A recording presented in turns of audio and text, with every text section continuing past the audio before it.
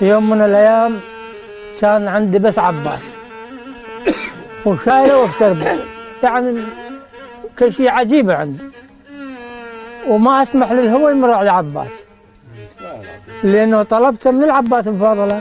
سلام الله على عباس. ان شاء الله يجازيك بالخير. رحم الله والديك. المهم بالعشاء من ناكله او بالغداء او باي هذه يظل يتامر اعطوني المرق صبوا لي، لا ما اريد مرق، حطوا لي ربع، لا ما اريد مرق، مرات يخلطهن سوا، قال عزلوهن. كون طاقه راشدي. فامه امه طقت روحها مره مرتين هذه خبطت. شوف.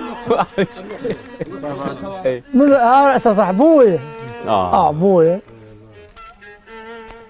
قلت لها المهم انا ما حاكيت لان الموضوع يختلف عن بقيه النساء. سكت. طلعت برا اخوانا وقفت. قلت ويهك شي يا ابو فاضل شنو حالكم انتم؟ يا ابو عبد الله شنو حالكم؟ ابنك يذبحونه بحضنك وتتنوع له وانا امه طقته.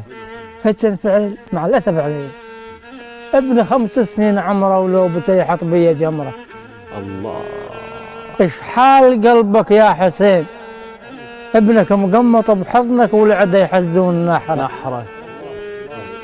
وشنو صبرك يا حسين؟ لو بحر هم نشف صبره. يمكن لو انا سودا والله السودا. الله.